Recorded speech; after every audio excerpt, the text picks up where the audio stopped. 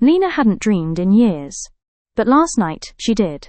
She was 10 again, barefoot on ash. Her mother's voice screamed through the smoke. She couldn't move, her limbs heavy with blood. The fire was real.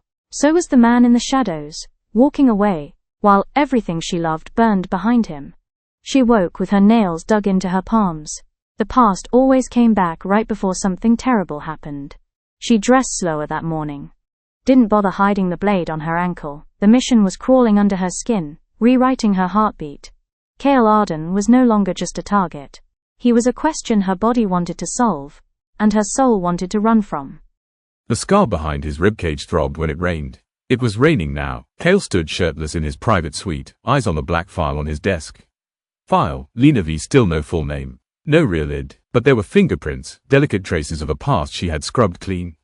She'd been part of something once. Not just trained, used. He leaned over the glass, whispering to himself. What did they take from you to make you so silent? Jace entered the room. Sir, we ran her prints through the covert trauma list. She was part of an orphan program in East Berlin. Burned records. CIA flagged.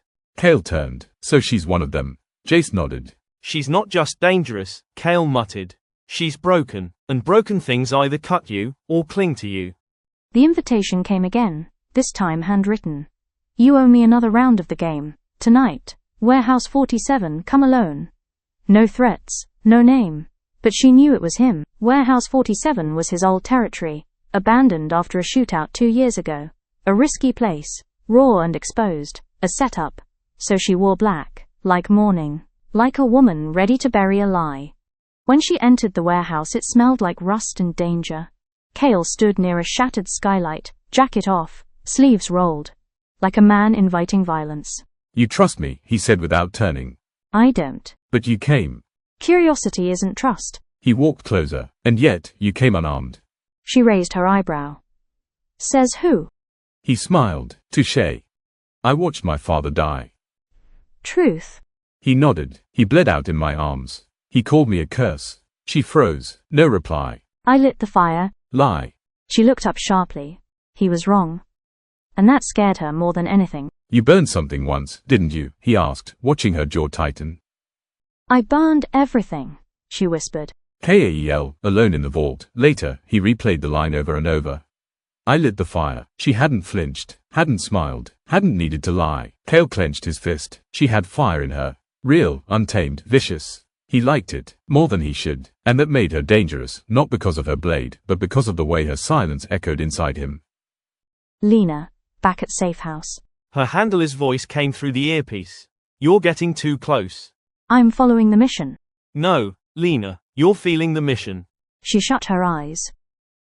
What if I am? Kael's voice haunted her, slow, calm, cruel in its gentleness. You don't blink like an art investor. He saw her. She didn't know how, or why, but that made her vulnerable, and vulnerability was fatal. Smoke. Screams. A locked room. Her father holding the door shut while the men in suits dragged her mother out. Don't forget, he whispered through the smoke.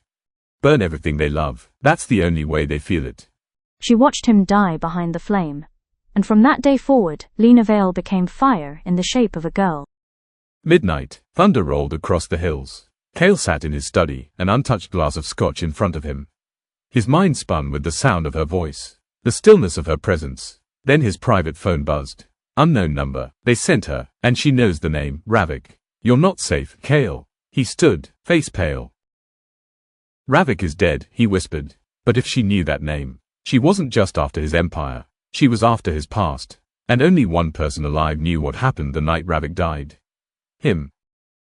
Across the city, Lena pulls a burned photograph from her hidden file. 2 boys, one laughing, one with hollow eyes, a name scrawled in the corner, Ravik. Kael. She stares at the boy on the right. You should have died too.